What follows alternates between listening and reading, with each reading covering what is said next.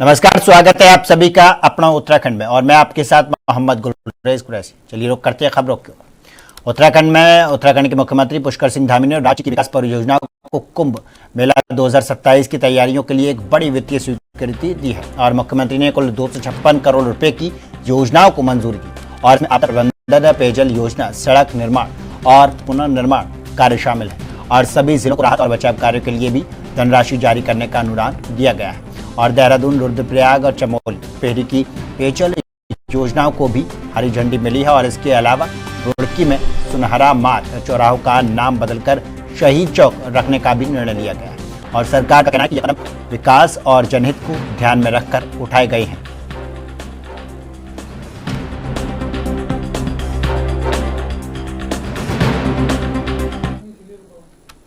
और Dehradun railway station पर यात्रियों की सुविधा के लिए नई ऑनलाइन टिकटिंग बुकिंग मशीनें लगाई गई हैं और रेलवे का दावा है कि इससे यात्रियों को लंबी लाइनों से राहत मिलेगी और इन मशीनों से टिकट बुकिंग का समय कम होगा और काम तेजी से होगा और लेकिन डिजिटल व्यवस्था कई यात्रियों के लिए परेशानी बन गई है और खासकर ग्रामीण क्षेत्रों और कम पढ़े लिखे लोगों की मशीनरी चलाने में दिक्कत आ रही है और यात्रियों का कहना है कि काउंटर कर्मचारी उन्हें मशीन से टिकट लेने को कहते हैं लेकिन सही जानकारी और मदद नहीं मिलती। ऐसे में लोग असमंजस में हैं और यात्रियों ने मांग की कि डिजिटल सुविधा के लिए साथ साथ सही मार्गदर्शन और सहायता की भी दी जाए और ताकि इसका आसानी से उपयोग करा जा सके।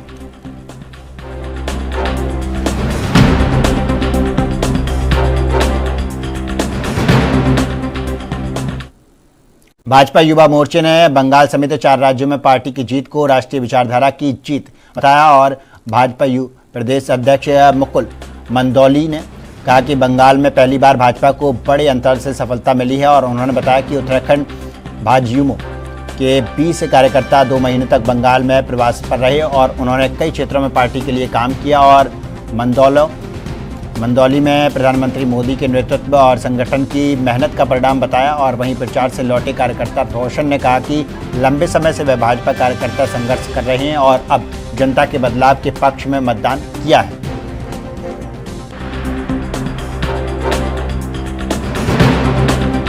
चुनाव होने जा रहे हैं तो किस प्रकार से युवा मोर्चा की भागीदारी रहने वाली है? देखिए, पहले तो आपने बड़ा अच्छा विषय आपने बंगाल चुनाव पे बात की। बंगाल चुनाव में हमने देखा कि कैसे अब बंगाल की जो जनता है वो राष्ट्रवादी विचारधारा के साथ इतने लैंडस्लाइड मार्जिन के साथ जुड़ी है और इसमें मैं बड़े गर्व से ये भी कहना चाहूंगा कि हमारे भारतीय जनता युवा मोर्चा उत्तराखंड के 20 कार्यकर्ता भी बंगाल चुनाव में 2 महीनों के लिए जिनका प्रवास रहा और लगभग जहां भी ये कार्यकर्ता गए हैं और उनके जिस भी चुनाव क्षेत्रों में उन्होंने काम किया है वहां पर बड़ा अच्छा रिजल्ट हमको मिला है। मैं बधाई देना चाहूंगा राष्ट्रीय अध्यक्ष श्री नितिन नवीन जी को, माननीय प्रधानमंत्री मोदी जी के मार्गदर्शन में जो उन्होंने पहली बॉल पे छक्का मारा है। आप देखिए कि उनके राष्ट्रीय अध्यक्ष बनने के बाद हमने देखा कि बंगाल में किस तरीके से हमने जो हमारे पुराने अच्छे के लिए, जैसे असम है, असम में हमारी पहले सरकार थी, हमने और अच्छा किया है। बंगाल में हमने इतना लैंडस्लाइड मार्जिन से हम जीते हैं, पहली बार जीते हैं। और जो लेफ्ट जो है एक जगह बची थी केरल, वहां से भी ये लेफ्ट कर गए।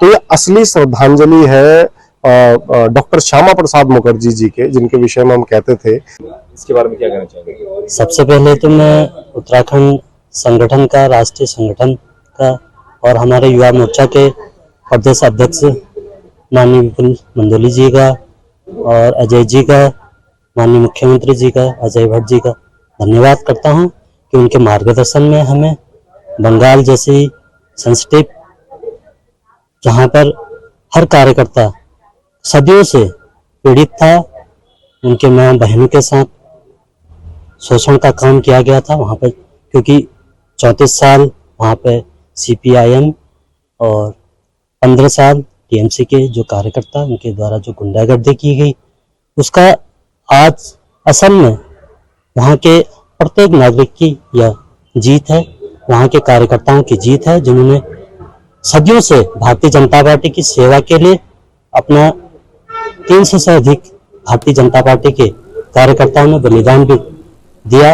ये उन माओं के आंसू थे जिसकी बदौलत आज बंगाल की धरती में डॉक्टर श्यामा प्रसाद जी की, जिन्होंने पूरे भारतवर्ष में कमल खिलाने का काम किया था, लेकिन 50 वर्षों के इस कालखंड में पहली बार उनको ये श्रद्धांजलि नमन अर्पित करते हैं।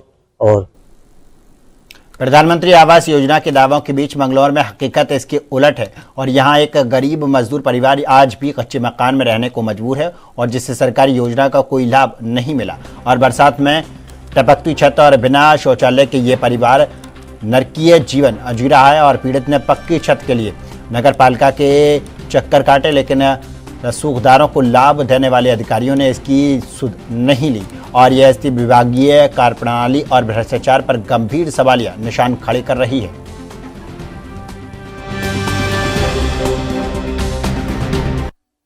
प्रधानमंत्री आवास योजना के तहत सरकार लाखों करोड़ों रुपए खर्च कर रही है ताकि गरीबों को पक्का घर मिल सके, लेकिन कुछ अभी ऐसे भी घर हैं जो अभी तक पक्के नहीं हुए हैं। हम ऐसे ही एक घर में खड़े हैं, आपको दिखाना चाहूंगा। ये घर की स्थिति है। घर के ऊपर टीन शेड डला हुआ है। गर्मी का मौसम है, अब आपको लगा हुआ कि कितनी गर्मी पड़ेगी, कितने को परेशानी होगी। और मैं आपको चीज भी दिखाना चाहूंगा। ये इनका इस परिवार का किचन है। किचन में भी जो है चूल्हा है, लकड़ी जलाते हैं, गैस की कोई सुविधा नहीं। इससे अंदाजा लगा सकते हैं कितने गरीब होगा। और ये इसके ऊपर ये किचन जो है इसके ऊपर देखिए किस तरह की व्यवस्था है। अगर बारिश आ गई तो सारे का सारा ये पानी यहाँ आएगा, इनको रोटी बनाने में भी दिक्कत आएगी। घर की स्थिति आप देख सकते हैं। शौचालय, हालांकि सरकार शौचालय के लिए भी पैसे दे रही है बनवाने के लिए, लेकिन इनका शौचालय की ये जो टाट पट्टी इन्होंने लगा रखी है, आप देख सकते हैं किस तरह की व्यवस्था है। इसी घर की स्थिति देखकर आप अंदाजा लगा सकते हैं कि इस घर की कैसी स्थिति है, कितने गरीब होगा। ये एक मजदूर का घर है। हालांकि सरकार लाखों करोड़ों रुपए खर्च कर रही है प्रधानमंत्री आवास योजना के तहत और काफी घर भी बनाए जा रहे हैं, लेकिन जो वाकई गरीब है, जो इसके पात्र है, उनको भी इसका लाभ मिलना चाहिए। जब इस विषय में हमने बात की यहाँ के चेयरमैन, उनका यह कहना था कि बेनामा हो या फिर वसीयत हो, उनके ही घर बनाए जाएंगे। हालांकि पहले ये योजना जो है हाउस टैक्स की रसीद दिखाकर पक्के मकान बने जा रहे थे। हालांकि इनके पास हाउस टैक्स की रसीद भी है, नगर पालिका को ये हाउस टैक्स भी देते हैं, लेकिन ये काफी सालों से परिवार इसी ऐसे ही मकान में रहने को मजबूर है और सरकार से गुहार लगा रहा है कि औरों की तरह इनके घर भी पक्के बनाए जाए। एनबी के लिए मंगलौर से अकील अहमद। जी, पिछली बार जो है तो हॉस्टल की रसीद को था काम, उनका जो आप मकान देखा भी आपने, उनका मकान जो है मैं पिछली बार भी ऑनलाइन करा दिया था। वो पिछली बार किसी को कारण किसी को उन्होंने रिजेक्ट कर दिया। अब की बार समस्या क्या है, बैन होगी। हमने भी बोर्ड हुआ था, हमने बोर्ड में भी मुद्दा उठाया, सर यहाँ जो गरीब आदमी उन्हें तो लाभ मिल नहीं रहा, जिनके पास प्लॉट गिर के उन्हें लाभ मिल रहा। जो गरीब आदमी जो हमें चाह रहे कि उसमें बैन में हटा के रसीद से किया जाए, जो गरीब आदमी वो भी इसका लाभ ले चुके। लेकिन क्या हो रहा है, इन्होंने बैनावा लगा दिया जब की बात। बहुत से आदमी ऐसे 90% लोग जिनके पास गरीब आदमी जो पुश्तैनी नहीं रह रहे, उनके पास बैनावा नहीं है, और जो मालदार आदमी जमीन लेगा प्लॉट लेगा उनके। देहरादून जिला प्रशासन ने डिजिटल इंडिया मुहिम को गति देने के लिए NIC कार्यालय का आधुनिकीकरण स्वरूप से कायाकल्प किया और जिलाधिकारी सबिन बंसल ने नवीनिर्मित कार्यालय का उद्घाटन करते हुए इसे ई-गवर्नेंस की दिशा में एक बड़ा कदम बताया और DM के अनुसार NIC के आधुनिकीकरण से प्रशासनिक सेवाओं में पारदर्शिता आएगी और डिजिटल सेवाओं को नई रफ्तार मिलेगी और इस पहल का उद्देश्य ई-गवर्नेंस व्यवस्थाओं को और अधिक सुदृढ़ करना है और जिससे आम जनता को सरकारी सेवाओं का लाभ त्वरित और प्रभावी ढंग से मिल सके।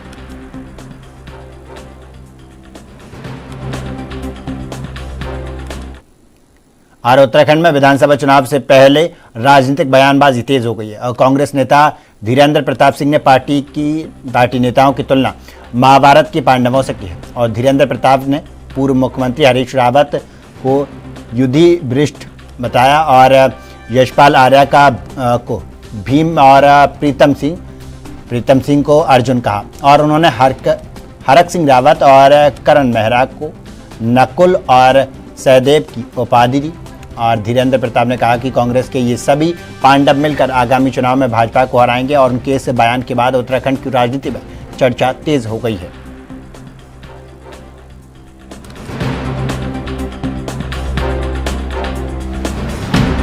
देखिए, 2027 का मुद्दा हमने ढूंढ लिया, अंकिता भंडारी के साथ दुष्कर्म हो गया, वो उसका धीरेन्द्र प्रताप जिम्मेदार है, मुझे फांसी चढ़ा दो।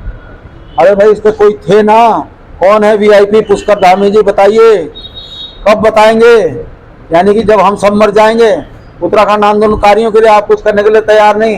कल एक आंदोलनकारी अनिल जवान आंदोलनकारी मर गया, आंदोलनकारियों के लिए आपको तैयार नहीं, ना उनका आरक्षण देने के लिए तैयार है।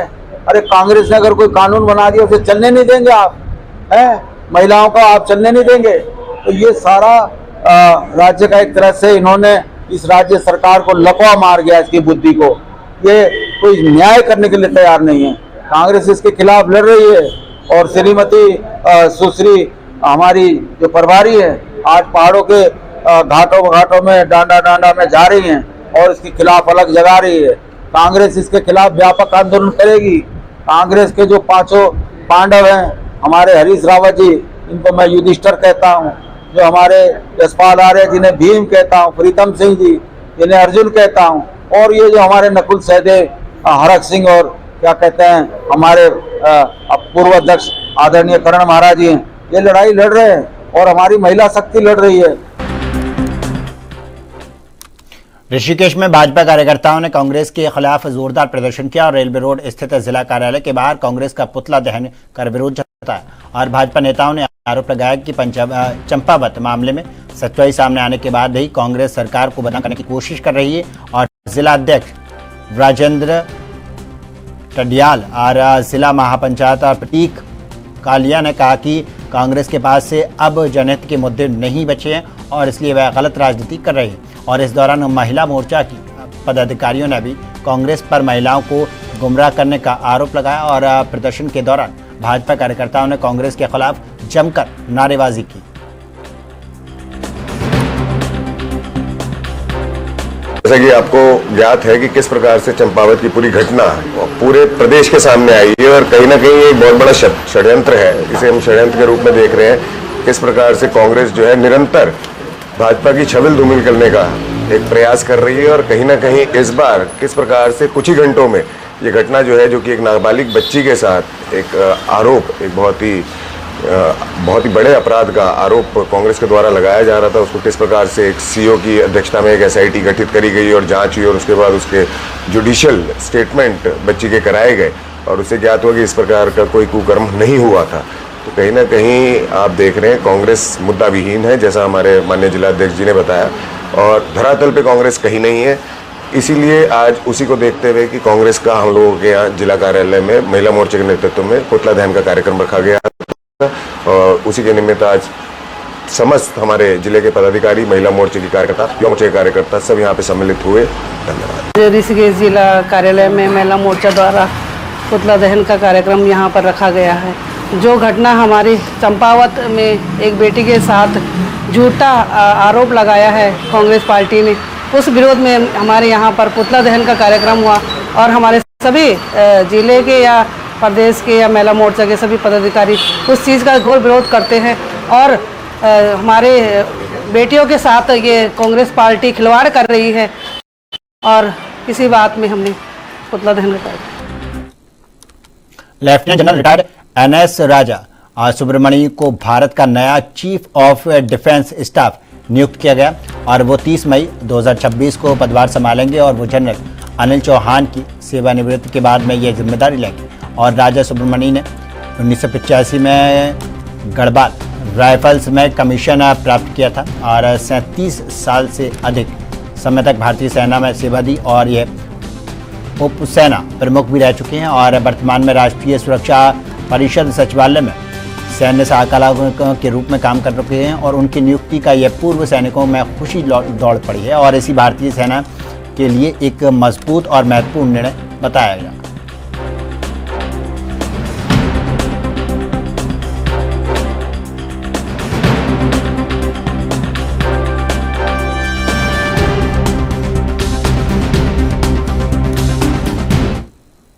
चंपावत दुष्कर्म मामले को लेकर महिला कांग्रेस ने उत्तराखंड बाल संरक्षण आयोग और सरकार की भूमिका पर सवाल उठाए और महिला कांग्रेस प्रदेश अध्यक्ष ज्योति रौतेला ने कहा कि बाल संरक्षण आयोग की पीड़िता को सुरक्षा देनी चाहिए थी और लेकिन वह इस मामले में मौन है। उन्होंने पीड़ित को 2 बार मजिस्ट्रेट के सामने बयान दर्ज कराने के पर भी सवाल उठाए। और रौतेला ने कहा कि अगर ये मामला साजिश है तो दोषियों पर सख्त कार्रवाई होनी चाहिए और अगर ये पीड़ित पर दबाव बनाया गया तो निष्पक्ष जांच जरूरी है। और उन्होंने यह भी आरोप लगाया कि उन्हें पीड़ित के पिता से मिलने नहीं दिया गया, जिससे कई सवाल खड़े हो रहे हैं।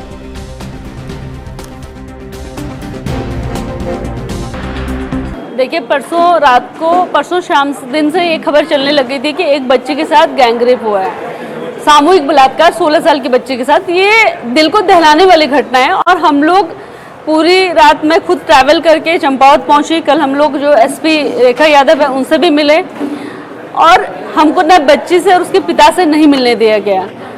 बहुत सारे सवाल हम लोगों ने कल भी पूछे और मैं वापस वही बात कर रही हूँ कि चंपावत से जब मैं वापस अभी आ रही थी तो मेरे मन में बहुत सारी और चीज़ें थी, लेकिन क्योंकि चंपावत से यहाँ पहुँचते पहुँचते बच्ची का स्टेटमेंट चेंज हो गया, उसके ब्रदर का स्टेटमेंट चेंज हो गया, तो मैं बस ये ज़रूर बोलना चाहती हूँ कि अगर बच्ची के साथ कुछ गलत हुआ और उसको पुलिस मैनिपुलेट कर रही है तो ये नहीं होना चाहिए। वो 16 साल की बच्ची और उसके भविष्य की बात है। जो अपराधी है उनको सजा मिलनी चाहिए। और अगर सच में ये साजिश है, सच में वो 16 साल की बच्ची उसके पिता जो पंकज रावत है उससे मिले हुए और ये झूठा आरोप है, तो फिर मैं ये बोलूँगी कि लोग कभी किसी के लिए खड़े नहीं होंगे। बलात्कार जैसी घटना में मुझे अभी तक नहीं विश्वास नहीं हो रहा, नहीं हो सकता है कि एक 16 साल की बच्ची अब इस घटना में शामिल होगी, पर हो सकता है उसके पास कोई प्रेशर हो, कोई मैनिपुलेशन हो। चंपावत नाबालिग मामले को लेकर उत्तराखंड क्रांति दल ने पुलिस की कार्यशैली पर सवाल उठाए और पार्टी ने निष्पक्ष जांच करने की मांग की। और यूकेडी केंद्रीय अध्यक्ष सुरेंद्र कोकरेती ने कहा कि अगर पुलिस 24 घंटे में मामले की खुलासा नहीं कर पाती तो कथित साजिश में शामिल होने को भी सामने आना चाहिए। और उन्होंने कहा कि राजनीतिक अपनी जगह है और लेकिन बच्चे के साथ किसी भी तरह का खिलवाड़ स्वीकार नहीं किया जा सकता। कोकरेती ने कहा कि ये अगर किसी राजनीतिक दल की भूमिका सामने आती है तो पुलिस को निष्पक्ष जाँच करनी चाहिए और सच्चाई सामने लाना चाहिए। और उन्होंने कहा कि बच्ची को बदनाम करने को गलत साबित करते हुए दोषियों पर सख्त कार्रवाई की मांग की।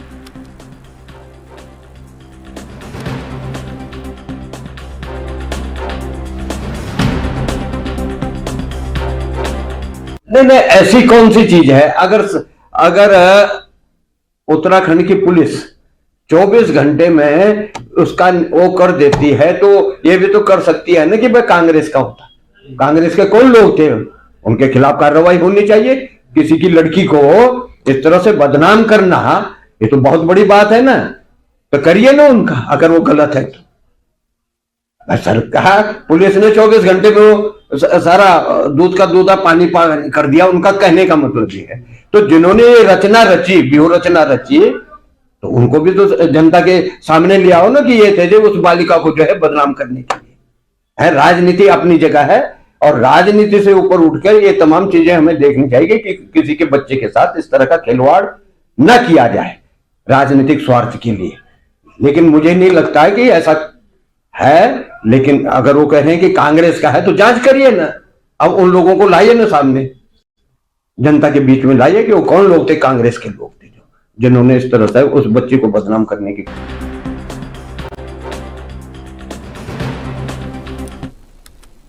देहरादून के सशस्त्र धारा क्षेत्र में एक इंजीनियर युवक के साथ मारपीट और लूट की वारदात सामने आई है और पुलिस मामले की जांच कर रही है। पुलिस पीड़ित आकाश, जो कि नशे पेशे से इंजीनियर थे, और ने बताया कि कुछ देर रात बाद युवक ने उनका स्कूटर रुकवाया और मोबाइल खोजने की मदद मांगी और मदद के बहाने उसी के साथ ले गए। और आकाश के अनुसार रास्ते में आरोपियों ने उसका बैग और 2 मोबाइल लूट लिए और फिर उसे पुल के नीचे धक्का दे दिया और जिससे उसके पैर में गंभीर चोट आई और घायल युवक रात वहीं पड़ा रहा।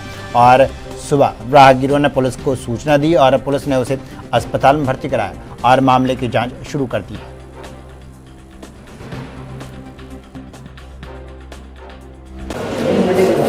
बोलिए, जब आप कल थाने गए थे रिपोर्ट लिखाने तब क्या हुआ था? सर हम शुरू में 2 आदमी गए जी, एक मैं गया, मेरा मुझसे का लड़का, हम 2 गए जी। रिपोर्ट लगा वहाँ से मुकेश SI है जी, उन्होंने मेरे से कहा अब भाई आपका जो है घटनास्थल वहाँ का है शायद धारा क्रॉसिंग चौक का, आप जो है वहाँ थाने में जाओ और मैं फ़ोन करता हूँ अभी वहाँ आप कंप्लेन करो, हमारा कोई इसमें वो नहीं है। अभी मान लिया कोई सहारनपुर से आदमी को अगवा करागा, यहाँ गिरागा, इसमें हमारा कोई वो नहीं है। ठीक है सर।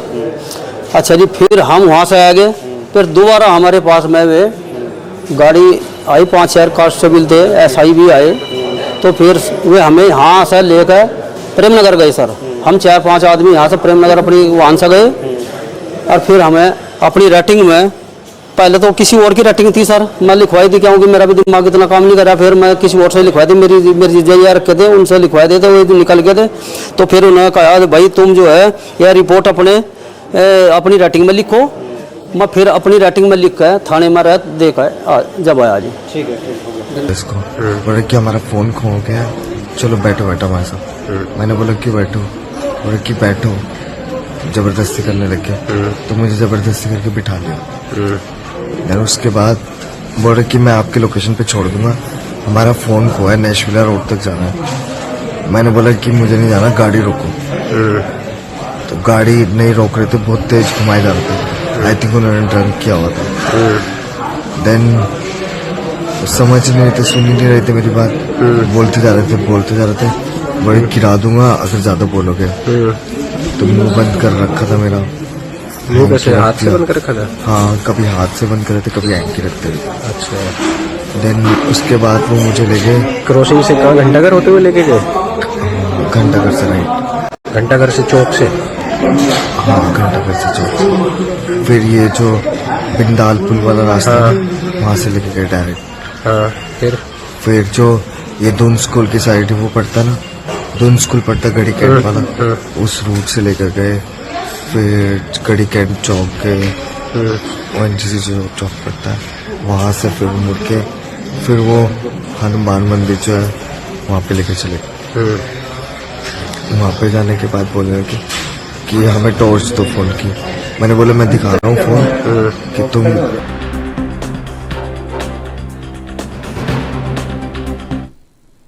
और फिलहाल के लिए खबरों में बस इतना ही। देश दुनिया की तमाम खबरों के लिए देखते रहिए ANB न्यूज़। नमस्कार।